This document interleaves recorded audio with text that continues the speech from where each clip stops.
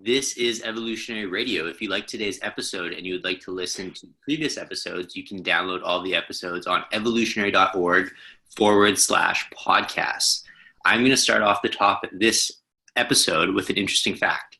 Did you know that all turkey bought at the grocery store is raised through artificial insemination? We have genetically modified the turkey so much that they actually cannot mate physically anymore because their breasts are too big. I did not know that. That's a good fact, but it's not surprising. It's not surprising at all. I learned that over Christmas. My sister's in vet school, and they actually have someone on turkey farms whose job is semen sucker, who literally sucks the semen out of the male turkeys and then impregnates the female turkeys with it. Yeah, so that's your fact of the day. I think good thing we're doing this after New Year's, so all of your Thanksgiving dinners aren't as ruined. So anyways, joining us today is Andrew Sillitoe. Andrew, you are in England. Tell us a little bit about yourself. So based in England. I live in a small town called Tunbridge Wells, which is about 45 minutes southeast of London. So it's a commuter town. A lot of people commute into London to work. I spend most of my time with clients in London. So I grew up in Tunbridge Wells. I grew up in a bakery. My father had a bakery, and that was kind of what I was always set up to do, which I talk about a lot in my talks and my book, and how that changed and how he changed career and how it went from there. I grew up playing street hockey as well. So that was my thing growing up as a kid, which seems like an obvious thing. I think in America, most kids might grow up playing street hockey or ice hockey. But when you live in a small town called Tunbridge Wells, it's unusual. But my mum brought me home a stick, and I had managed to form some sort of career playing. Played in Canada, played in California, and then decided I should probably get a proper job, and sold out, got a suit, worked in the corporate world for a bit, and then in 2007, just really through an opportunity, an old school friend of mine said, "Why don't you get into coaching? You got a sports background. You've got a sales and management background. Why don't you put those two together and start consulting in businesses?" And that's really how I became a business psychologist. I ended up studying a master's in organizational change and going into organizations and working with business leaders, helping them create a high performance culture. I use a lot of sports analogies, how to get the locker room spirit right, and all that good stuff. And what I found over time of working with business owners and business leaders, that I started to notice that they had these big goals to build big businesses and teams and make lots of money. But over a period of time of working with them, I noticed that their health was deteriorating. They're becoming more stressed. And not only that, their relationships as well. They'd often talk about their relationships becoming dysfunctional. And actually, a lot of people in my career, consultants, were also talking about how they were spending a lot of time on the road and not having time with their family. And there was some crazy statistic I heard where business consultants that were traveling a lot, around 80% of them were getting divorced. And I thought, shit, I'm on that same trajectory. So I need to to manage that. So that kind of caught up with me myself, and even my health. I was starting to really struggle with my own health, spending a lot of time on the road, eating packaged sandwiches and, hotel food. And so I was kind of not only noticing it in my clients, but I was starting to experience it myself. And then about 2 years ago, I started to think more seriously about how I was going to look after myself first, and then how could I use some of the principles and things that I learned to simplify people's lifestyles when it comes to health and being productive and managing their relationships. So last year, I started writing a book called The 4 Keys. It's my second book. And the 4 keys are business, body, relationships, mindset. So really helping business owners and leaders just think about how they can bring some balance back into their lives across these 4 areas. And I started a mastermind. It just kind of went from there. It was really just like a sideline thing I was doing.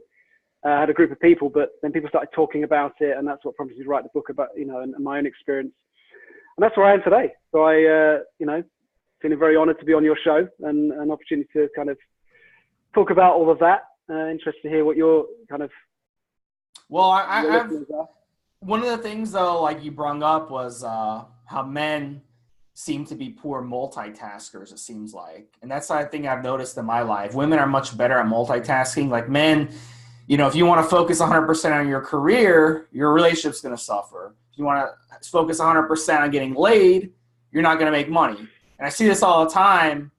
I work for a company that had 55 people, and you had 10 guys. Their life was, I need to get laid tonight. I need to get laid tonight. And they never made it. You had 10 guys who, their goal was, my wife's nagging me every day. So I got to deal with I got 2 teenage daughters who are a pain in the ass. And then you had those handful of guys, that said, you know what, I want to get rich. I want to become a millionaire.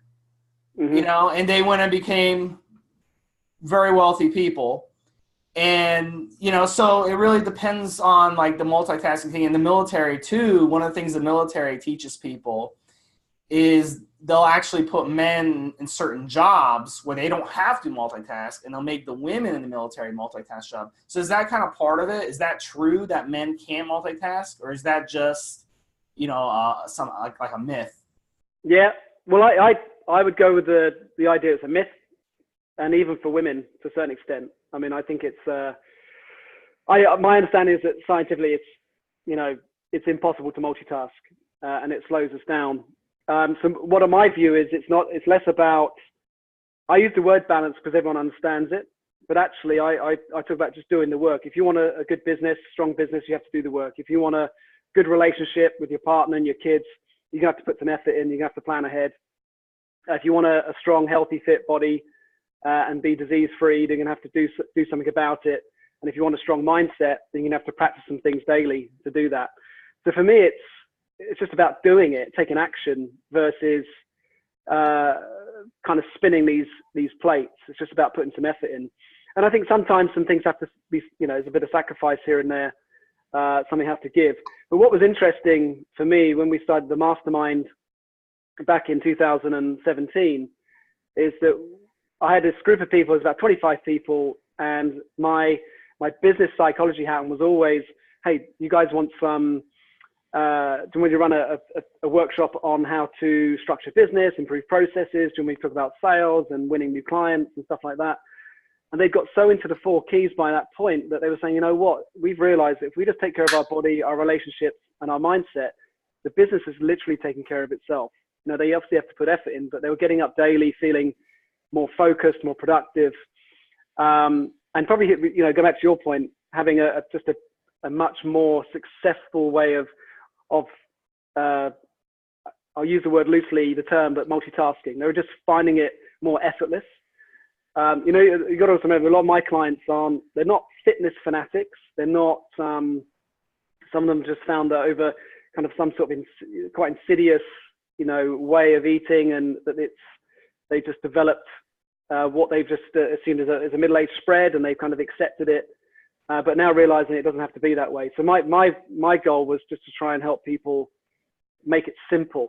You don't have to be a chronic trainer. You don't have to do a triathlon. You don't have to be in the gym every single day to just make some positive changes. And even I've had to adopt that. I come from a sports background where if I took a day off training, I think I'd failed.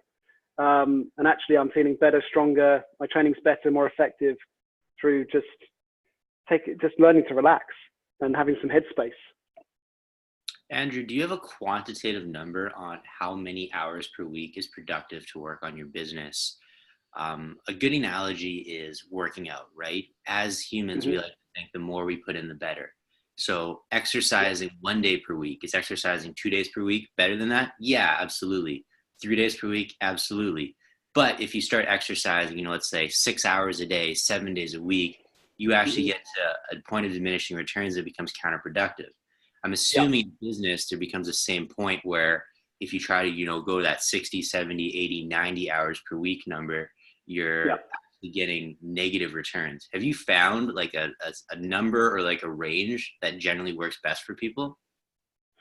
It's a really good point. And I don't know if there's a range, but what I do know is that people can be far more effective having a very focused attention between 8 a.m. and 12 p.m. Now, some people might argue, well, I'm a night owl, I just work better at night. I'm on the fence a little bit with that. The majority of people that have really moved their business forward, they have been aggressive over 30 days, 60 days, 90 days. The feedback is always the same. It's what I do between 8 and 12 on a Monday morning is really what sets me up. And then how I do that consistently. So I think it's a little more complex than saying, well, if you're really productive for 40 hours a week, then you'll be more effective than, say, putting in 80 hours. I think it's what topics I choose, how my objectives are really clear, how aligned they are to my purpose, how energized I feel about my work. So I think for me, it's choosing the time of day when you're most optimal to focus on the objectives that are going to move your business forward faster. So having a very clear vision, it sounds a bit cliche, but vision is just a dream unless we're taking action daily. I don't know if it's a Buddhist proverb, but they said if you take care of the minutes, the years take care of themselves. So the really being focused day to day, you can then find yourself taking the afternoon off, picking up the kids from school and not feeling like you're missing out on business. You can take some time out. The more energized you are, if you're looking after your body and eating well and good nutrition, then you're just going to be more optimal at work. If you're taking clients out every night and boozing it up and getting in late, then it's going to be ineffective in the same way it would be for an athlete. Tell us a little bit about the mistakes that you see out there from your clients that come to you that need to be corrected. Give us a couple really, really good for our listeners out there who want to improve their life, want to be more successful, want to be better with business, with their fitness, whatever. What are some 2 or 3 tips right off the bat that you notice that people do wrong and maybe that the society tells us is right but is actually wrong? So for me, the tips would be absolutely be clear on direction, and then making sure that you've got a very clear plan on what you're going to do this week. This is obvious stuff. What I find that people are doing wrong, and I think this is something that I've noticed in the last year, is that people are forgetting to reinvest in their business. So there are people that I know that have, say, started the business in 2010, for example, and it might be their first business. So they've not experienced the crash of 2008. They've not experienced the 90s, where businesses really struggled and, either went bust or had to, take the kids out of private school and get rid of the lease on the Range Rover and all that kind of stuff and downsize. They've not experienced that. So when they say to me, I started my business in 2010 and we just grown year on year. Well, I'm like, well, if you didn't grow in the last 8 years, then your business would suck, because the economy's grown. So what happens is that they end up, getting a bigger house. They put their kids into private school. They're doing really well, and they're not really anticipating that the cycle that is inevitable for any business owner. So the biggest problem that I see is people stop reinvesting in their business. They want to spend the money that they've got. They literally, metaphorically speaking, getting fat on the profit, which is going to, when there is a credit crunch or some kind of crisis, financial cycle, they're not going to have that agility or the money to reinvest again in their business, and they will struggle. Sounds like relationships too. You got to keep reinvesting in your relationship if you're in a marriage. 100%. How would you do that? Give us some tips on that. Like, give us an example of reinvesting in a marriage. Could it be, like taking the woman out to some special 3-day weekend somewhere as a surprise? What's some ideas for that? Absolutely. Go on, Trevor. Let's say you've been married to this woman, 10 years or whatever, right?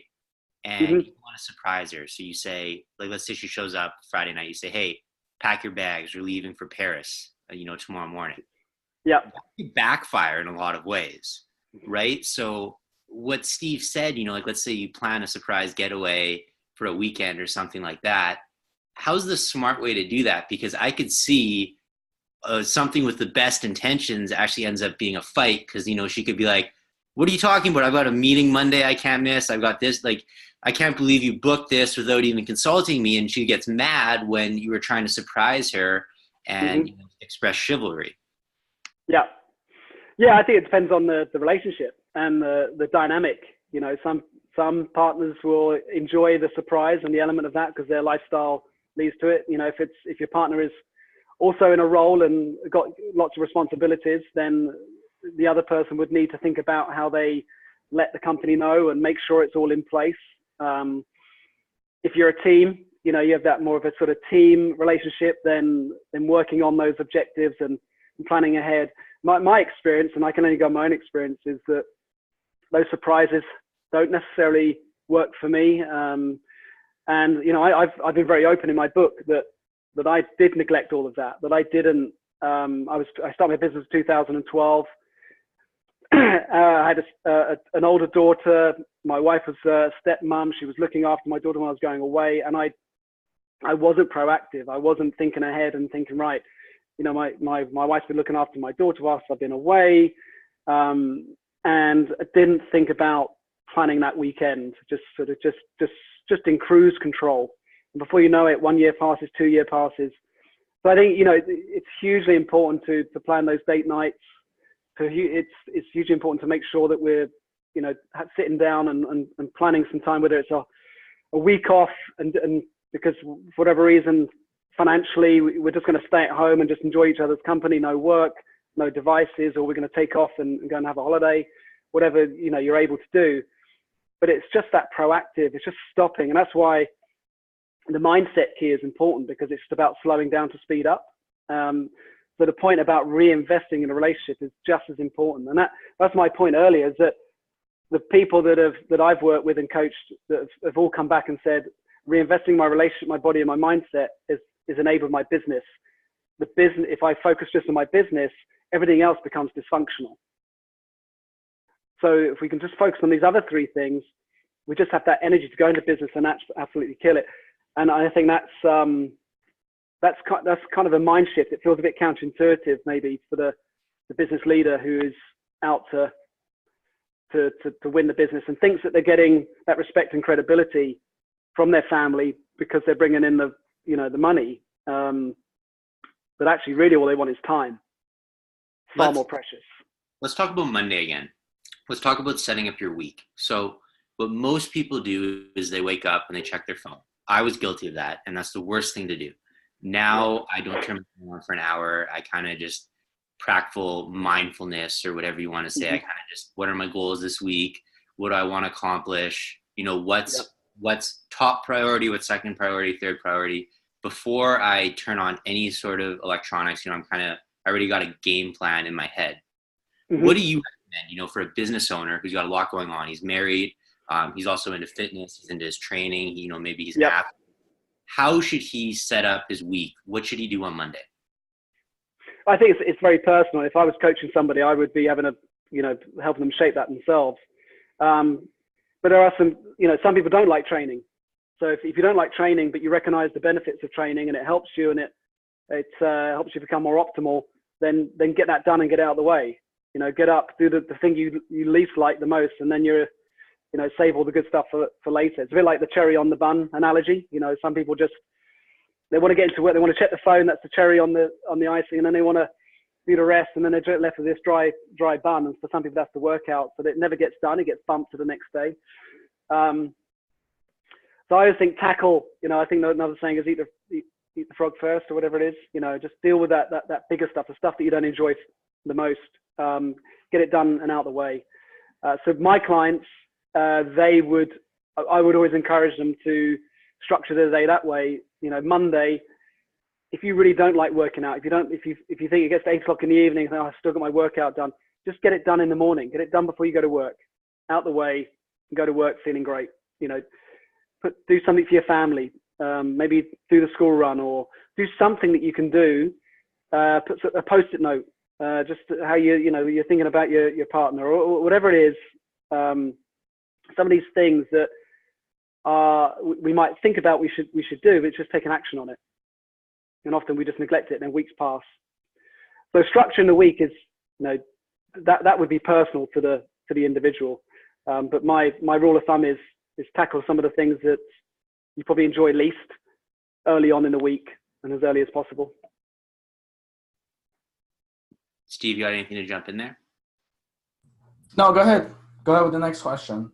I thought that was a really good point, and that's something I've actually practiced myself, is that I'm doing a bunch of blood analysis right now at the university, and it's mind-numbingly boring because you're basically taking the blood, you're spinning it so you have the plasma, then you're adding it to the solvents and everything, you're putting it in the machine, you're getting the cholesterol. It's horrible, right? It's mind-numbing. It's like data entry, basically. Right, so okay. Normally what I would do is I would go to the gym before university, get it out of the way.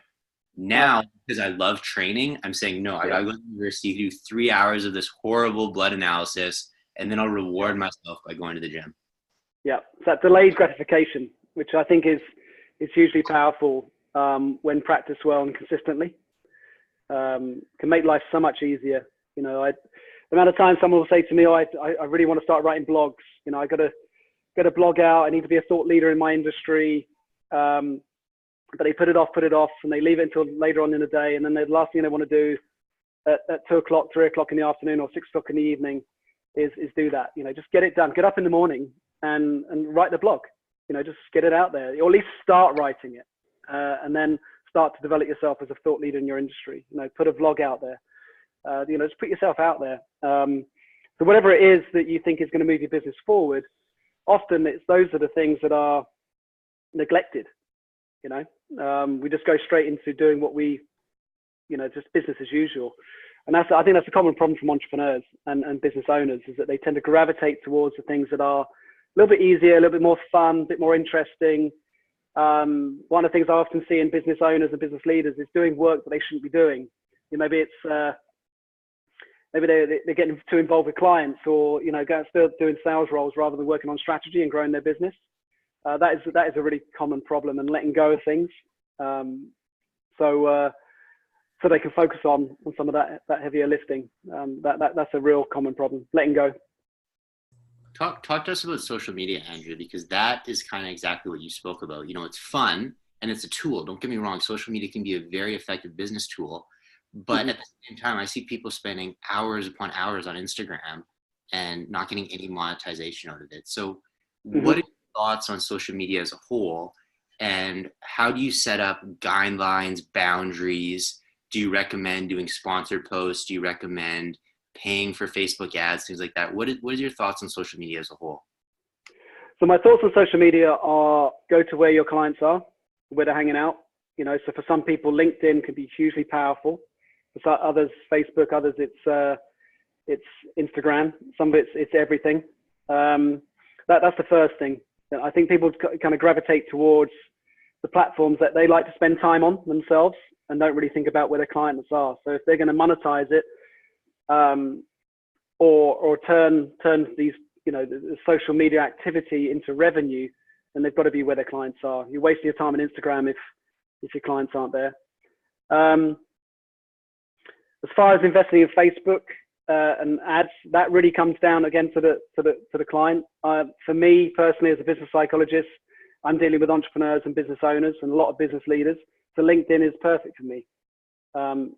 Instagram a little bit. I would prefer to invest my time in LinkedIn than Facebook. I think it lends itself nicely to B2C, consumer Facebook. And if I was trying to drive consumers to my online program, then I might invest in ads on Facebook. I think if people aren't, and I'm a bit behind the curve on this with video. I've got some videos out there, but I've just talked to my coach actually about how I'm going to start getting consistent with video. So I think whatever we're doing, video is key, and putting, authentic, real, honest views, opinions of either your sector, your industry, your business, your views of the world, and being really honest about it, and just putting it in places where you think it's going to get heard. I think that if you're not doing that, you're probably going to get left behind. Do you think social media can backfire on a person? And do you think that bad publicity or bad social media, like getting a lot of trolls and stuff, Mhm. haters, do you think that's good to for your business, or do you think that can kind of over long term hurt your And, business? and, and building on what Steve said, are we at the age now where you need social media? Because most people, let's say they're opening up a gym, they're opening up a fitness, Mhm. they're opening up a donut shop, whatever. The first thing most people do is they open up a Facebook page, they open up an Instagram, they start a website, things like that. Are we at the day and time now where you need social media? What are your thoughts on what Steve said and what I said? So I don't think it can necessarily backfire. I think if you're really passionate about what you do and you believe in something, you're going to get haters. And if you're not getting haters, you're not doing your job right. You're not you're sitting on the fence. So I think haters are good for business because it shows that you're moving forward and you've got an opinion. I'd rather have 8 haters and 2 people that love me, and would invest money versus kind of just some that are, where it's a bit grey. So I think I wouldn't, if I was as a business owner, as been a thought leader, certainly don't. If you let haters get in the way, then you're probably you're not going to achieve your ultimate goal. That's my belief. Quite interesting, for that we feel obliged to be online. And I'll give you an example. I do a lot of work with sales companies, and the most successful salespeople that I work with have the biggest phone bills and the most meetings, not the most activity on social media. And I wonder if people are starting to shift towards social media because it's easier. I can work from my keyboard. I can just put a picture out. But I think the ones that are still, I'm sure Gary Vee might, I don't know if he'd agree with this, but there's still a sales role involved in growing a business. And that often means getting out and handing out flyers. It means picking up the phone and making calls and speaking to contacts. And I remember being petrified when I first started my business. I had a very loose connection with a guy in Dubai who was heading up like a leadership development for a large organization. I didn't really know him, but I just managed to get his number. And I just said, hey, we met at a party a few weeks ago, a friend of a friend. And he said, it's just how interesting you would phone me. He said, I've got the perfect job for you right now. And ended up spending a lot of time in the Middle East doing some work out there. If I hadn't made that call, then it just wouldn't have happened. But I remember just kind of literally shaking before I made the call, because I was like, is this guy going to think I'm crazy for calling him? And I think we all have that. And it's much easier just to put a post on LinkedIn or Instagram or social media and just see what happens. I think those that will shine are still the ones that will have some social, in the world of automation, and so on. I think those that have got the guts to pick up the phone and speak to someone or go out to network and will be the ones that will succeed more. So what are your That's thoughts? my view.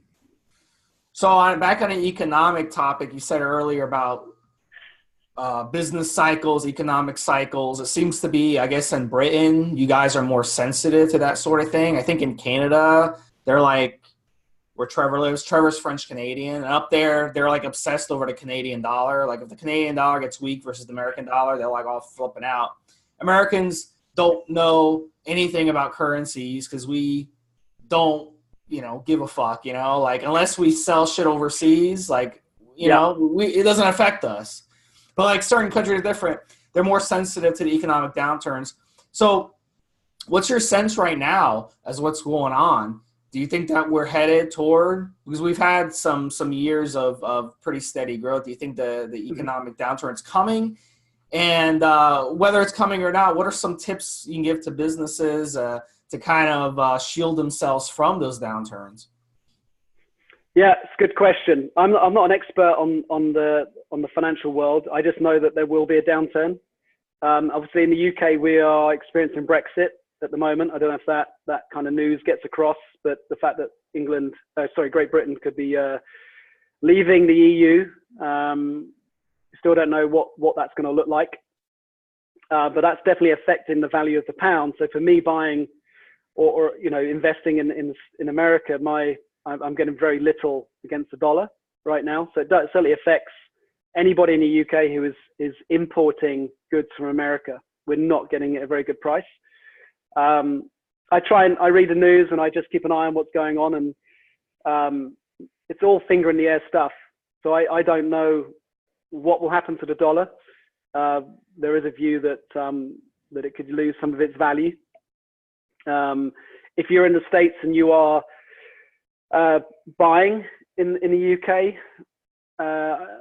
either the euro or the pound, now would be a good time to save up some sterling, because I think I think we will start to benefit. I think that we'll get more dollars for the pound in 2019. So that, I think it's just dropped recently. I think it's about 1.26 pounds to the $1.26 to the pound, which is not great for us. So I think, yeah, that's, whether there's a downturn in the next year. At the moment, it's all looking quite bullish. I'm less concerned about 2019 now than I was 6 months ago.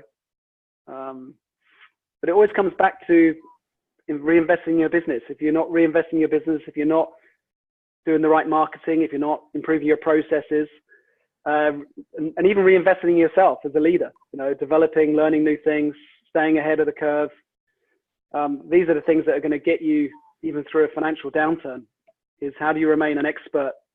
And what I see is a lot of people that are turning their businesses into very comfortable cash cows, just churning over, making good money, enjoying the extra holiday per year, enjoying perhaps upgrading the lease on their Range Rover or whatever it is, and not really thinking what life could be like in 2 years' time. So I would, if I was, the guys that I work with, I would be saying, keep investing in yourself and developing yourself. Make sure you know what's coming, technology, what the political landscape looks like, and make sure you continue to reinvest in your business. If you were starting your business today, what would you be doing? If you had one client, how would you treat that client? And then you've got to make sure that you can scale and treat all your clients like that. I agree with everything you said, Andrew. I agree with looking in the future and not looking at tomorrow. One question I have for you is that if you're starting a new business, most businesses lose money the first year, right? That's the reality of starting a new business. Mm-hmm. When would you say is time to say, hey, this was a bad idea, I'm going to close up shop? Is there a point, like do you give a business 2 years? Do you give it 3 years? Like, I know this is a case of this situation, but let's say you want to start this new business. You think it's a great idea. At what point, and this is hard to do because we all have pride, do you accept that, hey, this was a stupid idea, I'm going to cut my losses and turn away? Yeah. Right. Let me think about that one, because typically it takes 3 years for a business to get into some sort of cruise control where it is starting to establish itself in the market, make some decent money. We're talking about startups right now. But what makes a good idea? There has to be a problem that we're solving. And I often see businesses that have got a great idea, but it really doesn't solve a problem. Or maybe they're too early. You see that a lot. Or maybe that problem just doesn't manifest itself eventually. That 3 years in, the landscape has changed and their idea, it just doesn't serve a purpose. So at that point, you've got to say that what we expected the market to want just didn't manifest itself, and it's time to pull out. If you're in an industry where it's a good industry, other businesses are making money in that industry, selling a very similar product, then and the business isn't being successful, then the business has to really look inwards and say, have we got our process in place? Is our branding on point? Are we clear about our objectives? Do we have the right type of culture? Are we behaving the right way, whether it's internally, externally with our clients? And have a very good hard look at itself. Because if it's in a good industry that's thriving with a similar product to other companies that are doing well, and you're not doing well, then it's a different conversation. You know what I mean? If you've got a product that's just hasn't got traction because it's very new, it's a piece of tech that just for whatever reason the world changed and that tech wasn't useful, then yeah, there's a time to pull out and change. That's why we have to hedge our bets. Any startup needs to hedge its bets and think about, needs focus, but it also needs to think about, if this doesn't play out, what have we got as backup? What's the next thing we need to be thinking about? We live in a very, very competitive marketplace nowadays, especially with e-commerce, how it is right now. Pretty much anyone can, open up their business, open up a page, within a week, have a Shopify website up and running. Are there any books, YouTube people, podcast people that you'd recommend listening to if someone has, an idea for a new business and they want some steps on how to actually make it a reality? So I would, first of all, it depends on how the business is branded. So is it branded around the individual? So is it the individual going out and being a solopreneur, or what Chris Ducker would refer as a youpreneur? He's got a book called Youpreneur. So if someone's going out there and building a personal brand, then I think that's different. And because of social media, we have an opportunity to do that. Either way, it's a brand. So whether it's a large organization or an individual, making sure that there is a clear purpose. So beyond the vision and the objectives and the money it wants to create, what's the story behind the business? Why does it exist? And who is it serving? And what is the problem it's serving? And actually, there's some very basic things in around it and how you launch a product. But there are books that are like Good to Great by Jim Collins. It's a good one. It's a bit of a classic, although some of the stuff has been debunked, only because he had a number of businesses that he talked about that were really successful, and why some of those businesses have actually gone bust since his book. There's some great management consulting books out there if it's about structuring a business. There's so much content out there. A lot of the stuff that I talk about is around leadership. So that's kind of an area that I'm most interested in. But I think it really depends on the type of business they're going to create. My view is, in such a competitive marketplace, is that company has to have a very solid and robust story that is the reason why that business exists. And I think there are a lot of companies out there that think they can just put something out, like on Shopify, for example, but not necessarily engaging with the audience in the right way. So what we're seeing are the best brands are brands that are really engaging with its audience. They know their audience inside out. They know what their customers are, and they're able to engage on just a different level than someone who thinks that they can just set up a Shopify account, put some product out there, create some sales funnels, and expect money to start pouring in. I think we're going to see it's going to require more than that. You see FANG taking over the world in the next 10 or 15 years? Do I see what, sorry? FANG, the FANG companies. Facebook, Apple, Amazon, Netflix, Google, Alphabet. Yeah. Do you see them taking over the world in 10 or 15 years? Because they seem to be acquiring everybody. Like even Amazon, people not realize Amazon just bought a supermarket chain in the United States. They're like taking over everything. And now you can actually order stuff off Amazon, have it delivered to the supermarket, go to the supermarket, buy your groceries on your way out, just open up a locker and grab your Amazon. And if you return something, same thing. So it's like, it just seems like, and then there's drones that are delivering groceries and all kinds of stuff. Yeah. So do you see them taking over the world? Well, I think there's always been companies that have taken over the world, and I think it's just an evolution. So I don't fear it. I think as long as they are making life good for its customer and they're serving their customer well, and they're doing it in a sustainable way, I think we'll continue to see this, an Amazon, or we'll continue to see a new Apple. I think these things will, through different cycles. So I think they will. I think companies always have done, and they come and go.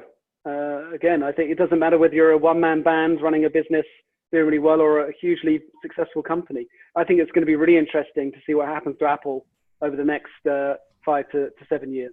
Do you guys have, what do you guys use in England mostly? iPhones? What kind of phone devices do you guys have?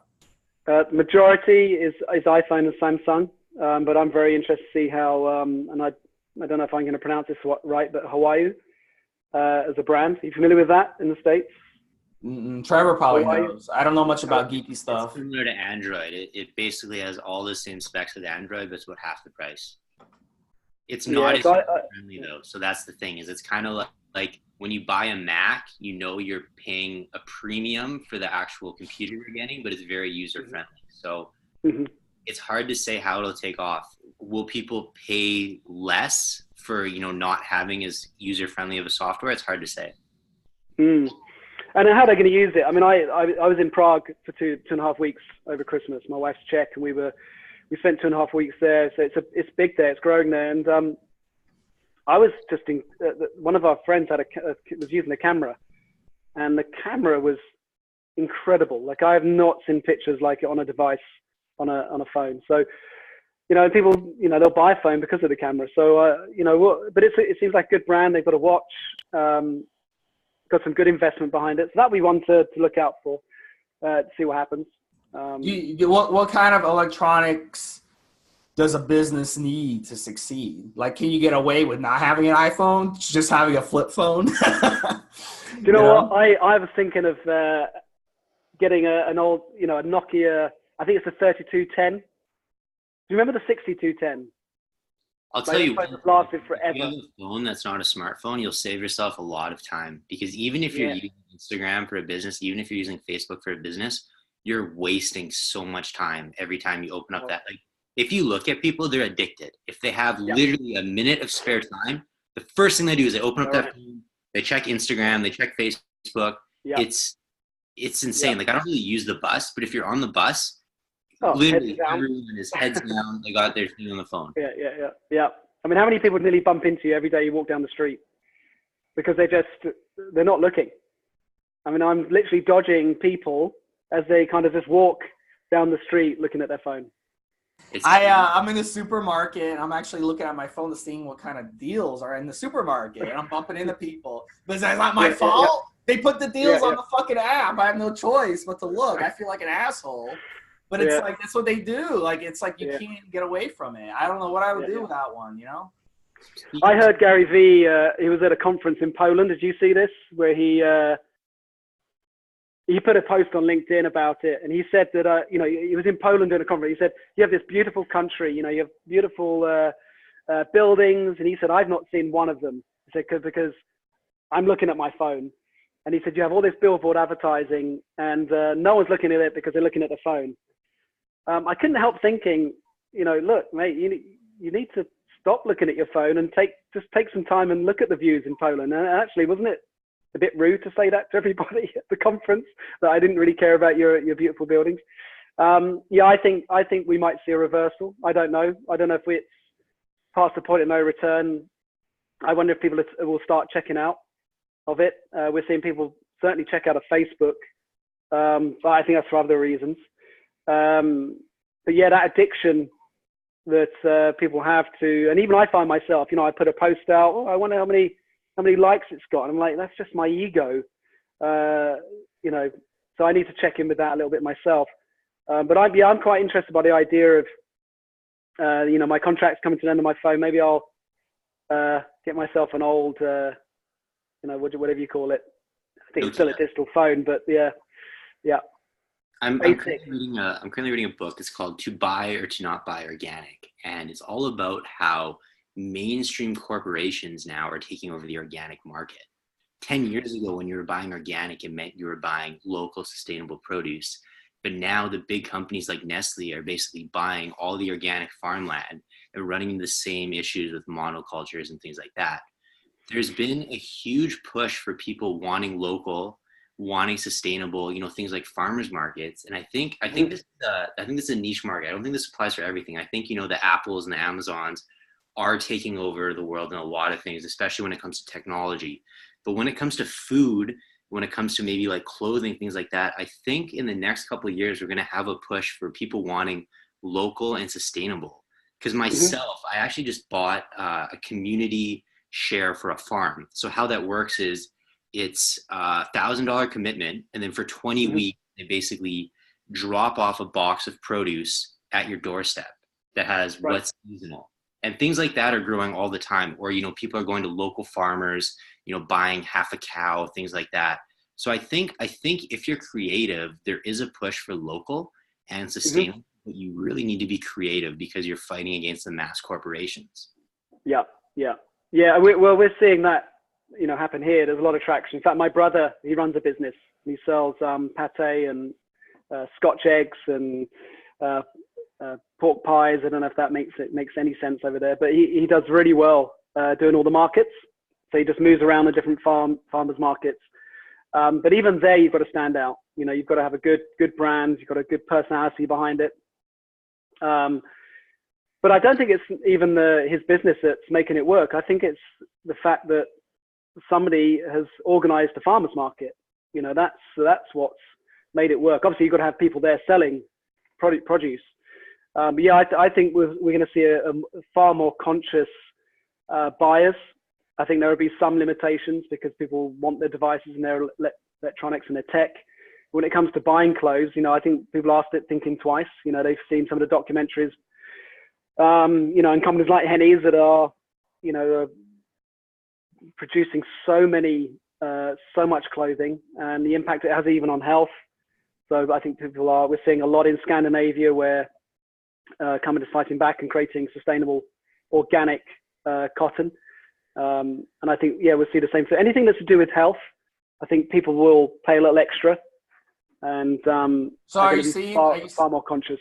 Are you seeing that, Andrew, with the younger generation versus the older generation? Because the older generation, they seem to not be into this whole organic and it's kind of, in the younger generation, it's like cool to like buy organic and, stuff like that. Do you see that in England? Because is that a trend that you're seeing, especially with businesses that are run by millennials, guys like Trevor's age, versus businesses that are run by like guys in their 60s and 70s who don't know what organic even means?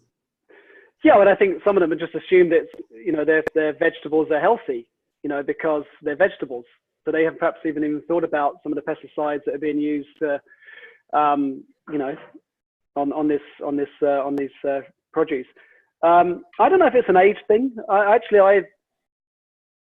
This is just a sweeping statement, but I have a daughter. She's 19, and I'm not sure if she's that into that concerned. I think it's more. I'm seeing it a lot more in the 35 to 45 age category, mainly because they have a bit of liquid cash and can afford it. You know what I mean? What do you think? I don't know. The U.S. might be a little different. Britain's economy is a little weird. Like you guys are totally a little bit different. I think in the United States, maybe we're more wealthy because now like people Trevor's age have more money than older people. Like, because their parents give them money.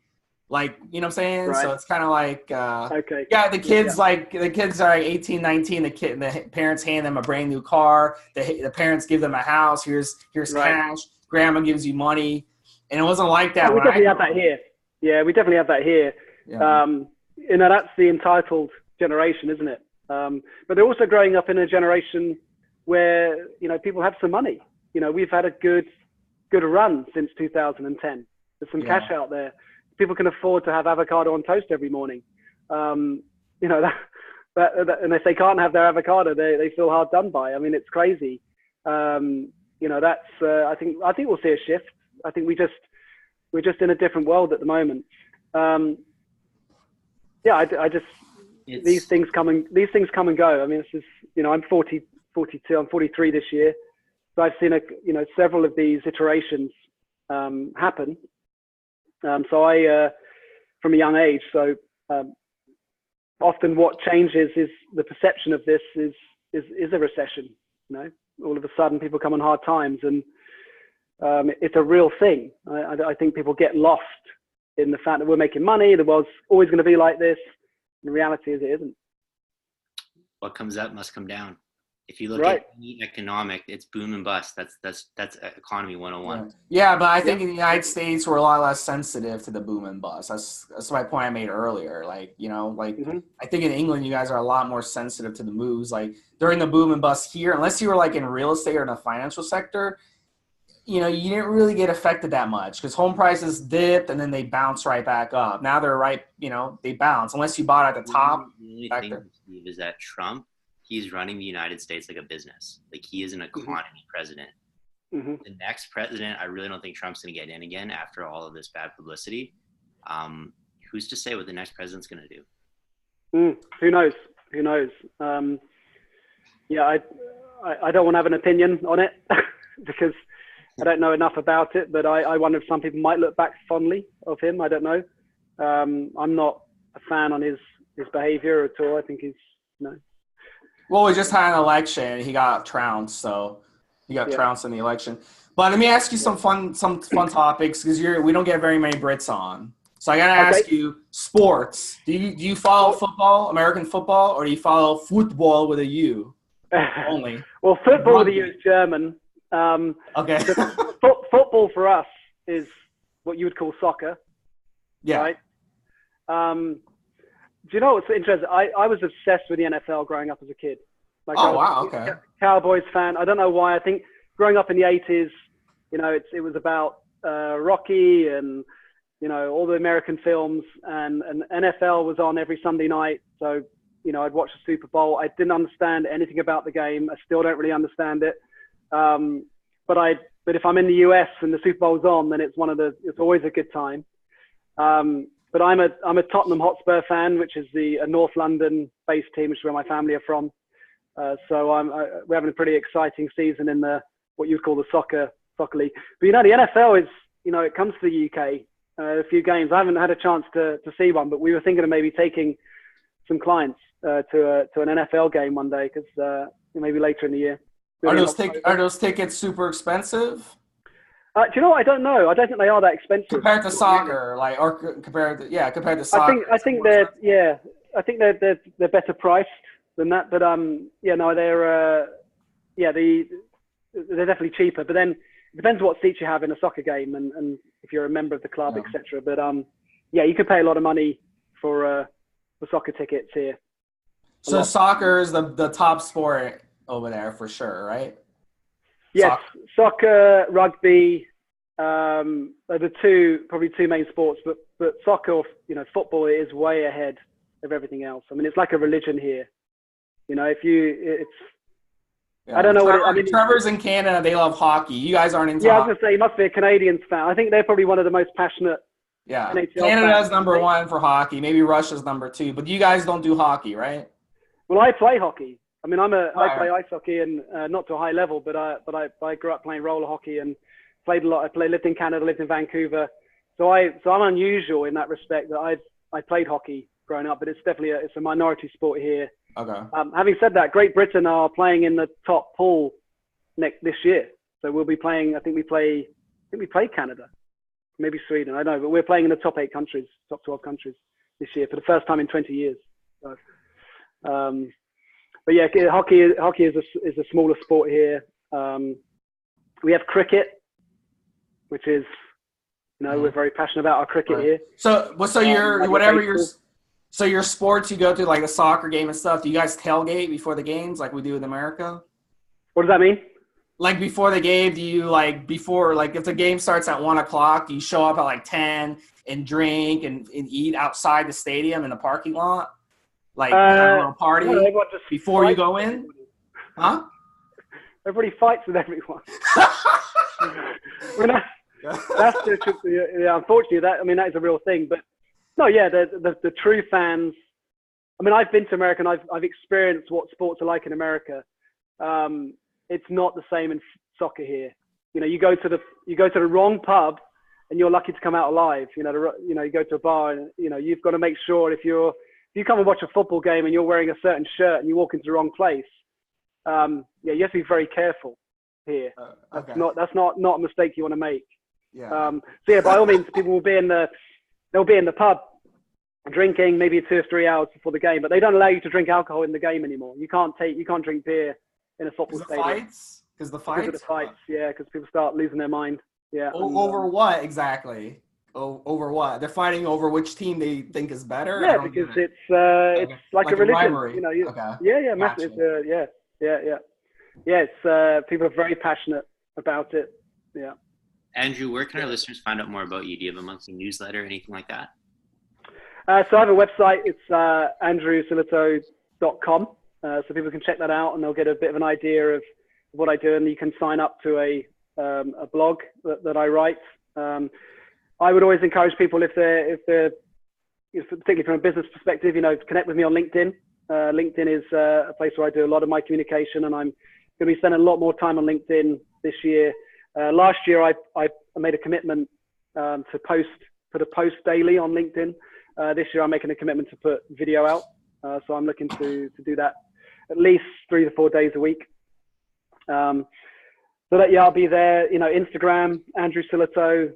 So it's Sillitoe, Andrew Sillitoe, Andrew Sillitoe on Instagram, Facebook. I'd be more than happy for people to connect and hear about what you're up to and what you're doing and what some of the challenges are, particularly if you're running a business and you're looking to bring some of that balance into your life. Then it'd be good to hear your story. Andrew, I really appreciate you coming on the podcast. I will have all of those links in the show notes. So for our listeners, you can just check the show notes and they'll all be there. For your host, Trevor Kouritzin, for my co-host, Steve Smee, and for our special guest, Andrew Sillitoe. It's been a pleasure. Of Evolutionary Radio. Live your life. Look good doing it. Thanks for listening.